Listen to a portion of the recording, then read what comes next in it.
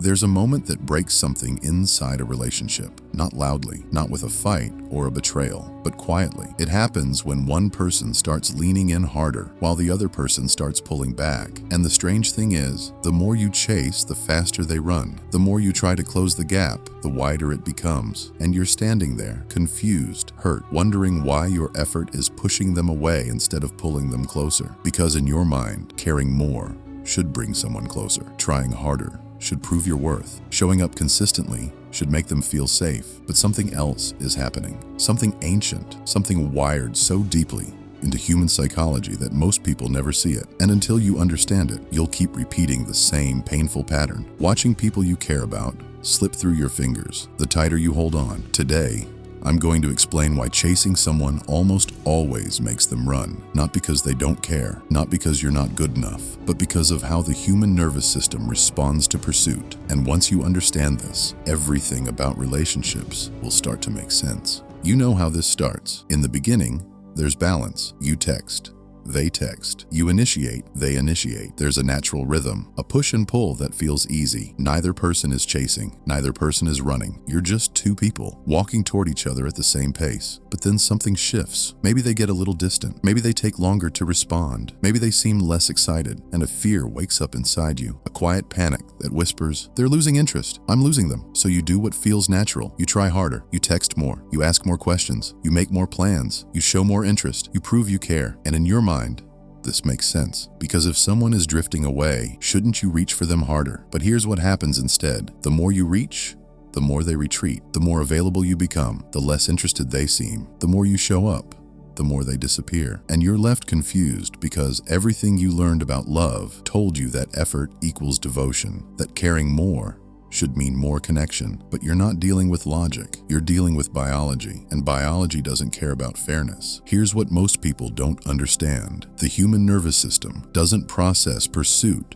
the way you think it does. When someone chases you, your brain doesn't automatically think, this person cares about me. Instead, it reads the situation for danger signals. And one of the biggest danger signals? Desperation. Because here's the biological truth. Throughout human evolution, desperate behavior signaled low value. When someone chased too hard, clung too tightly, needed too intensely, it meant they had no other options. It meant they were alone. It meant no one else wanted them. And in a world where survival depended on choosing the right partner, those signals mattered. Your ancestors survived by choosing mates who were chosen by others. Because if other people wanted someone, that person probably had something valuable: resources, strength, social standing, something worth having. But when someone chases you with obvious desperation, your nervous system reads it differently. It reads, this person needs me because they have no one else. This person is clinging because they're afraid. This person is pursuing it because they're empty. And that triggers the run instinct, not because the person being chased is cruel, not because they don't value connection, but because their nervous system is doing what it was designed to do: protect them from attachment to someone whose behavior signals instability. And here's where it gets even more complicated. The person doing the chasing isn't trying to seem desperate. They're trying to show love. They're trying to prove their worth. They're trying to say, I value you. I'm here. I'm committed. But the nervous system doesn't hear that message. It only reads the behavior, and the behavior says something else entirely. When you chase someone, your actions communicate, I need you more than you need me. My worth depends on your approval. I'm afraid you'll leave. I don't have other options. I'm willing to abandon my own needs to keep you. And all of those signals,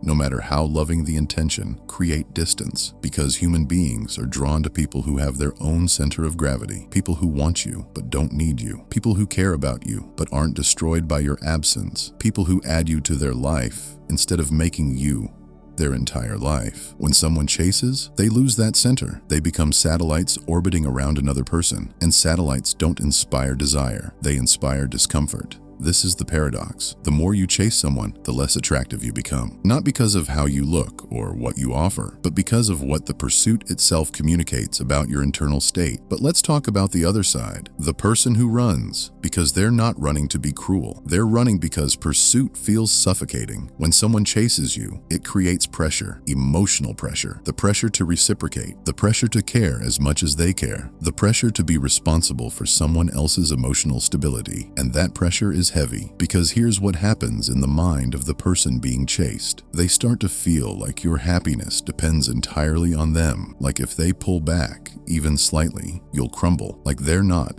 in a relationship with an equal. They're holding up someone who's falling apart, and that feeling, that sense of carrying someone else's emotional weight, triggers a survival response. Not physical survival, emotional survival, because the nervous system knows that relationships where one person is emotionally dependent eventually become exhausting. So they run, not away from you specifically, away from the role you're unconsciously asking them to play, the role of emotional savior, the role of validation source, the role of the person who keeps you whole. And the more you chase, the heavier that role becomes, until eventually they don't just pull back, they disappear.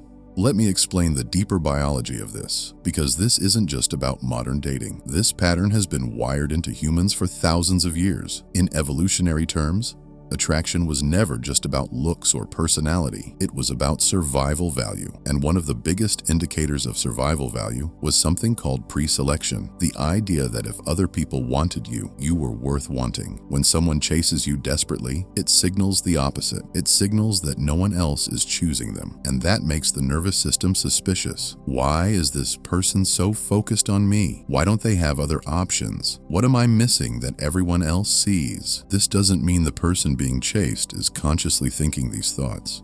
It's happening beneath awareness, in the part of the brain that's constantly scanning for safety and threat. And pursuit, especially desperate pursuit, registers as a threat. Not a physical threat, but a threat to autonomy, a threat to freedom, a threat to emotional stability. Because when someone needs you that badly, you become trapped. If you leave, you're responsible for their pain. If you stay, you're suffocating under their need. So the nervous system does what it's designed to do. It creates distance. It triggers the run instinct. It protects you from becoming responsible for someone else's entire emotional world.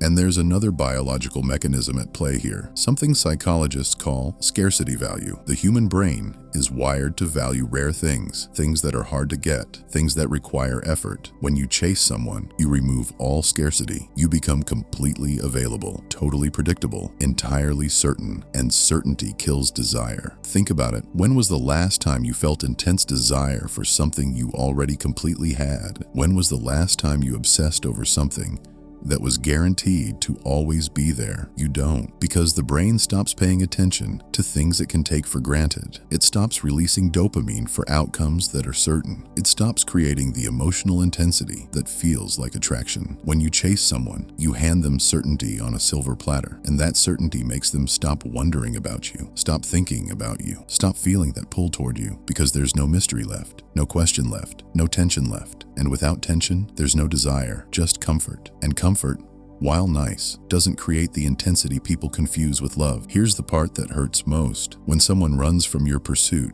it feels like rejection. It feels like you're not good enough, not attractive enough, not interesting enough, not worthy enough. But that's not what's happening. The person isn't running from you. They're running from the dynamic. They're running from the role. They're running from the pressure. And here's the cruel irony. Often the person who's running actually cared about you. They were interested. They were attracted. They could have loved you. But the moment you started chasing, you changed the dynamic. You turned yourself from an equal into someone who needs them to feel complete. And that shift, that change from I want you to I need you, is what triggers the run instinct. Because I want you says, I have options, I have a life, I have value, and I choose you because you add something beautiful to my already full existence. But I need you says, I'm empty without you. My worth depends on you. My happiness requires you. If you leave, I fall apart. And no one wants to be responsible for keeping another person together. It's too much weight, too much pressure, too much responsibility. So they run, not because they don't care, but because caring has become a burden they didn't ask for.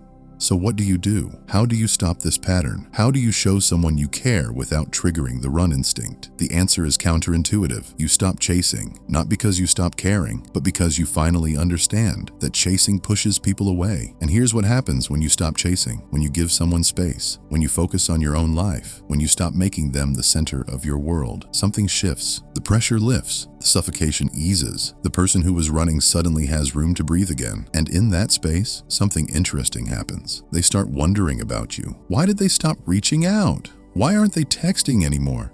Did I lose them? Do they still care? Those questions create the tension that pursuit destroys. That uncertainty creates the curiosity that certainty kills. That space allows the other person to feel their own desire instead of being crushed under yours. This isn't manipulation. This isn't playing games. This is understanding how human psychology actually works. People move toward what moves away. People chase what they're afraid of losing. People value what they had to work for. When you stop chasing, you're not being cold. You're being smart. You're removing the pressure that made them run. You're giving them the space to choose you freely instead of feeling obligated by your need. And this brings us to the real difference between people who keep relationships and people who lose them. It's not looks, it's not money, it's not even personality, it's this. Confident people don't chase, not because they don't care, but their worth isn't determined by whether one specific person chooses them. They have a life that matters. They have goals that drive them. They have a world that would keep existing even if the relationship ended. And that creates a completely different energy. When you interact with someone from that place, from a place of fullness instead of emptiness, everything changes. You're not trying to get them to complete you. You're offering to share something you already have, yourself. And that offer, that invitation to join your life instead of becoming your life, is what creates healthy attraction, because it removes the pressure, it removes the desperation, it removes the signal that triggers the run instinct. You become someone who wants them but doesn't need them, someone who values them but isn't destroyed by their absence, someone who cares deeply but doesn't abandon themselves in the process. And that kind of person doesn't inspire running. They inspire curiosity. They inspire respect. They inspire the kind of attraction that lasts.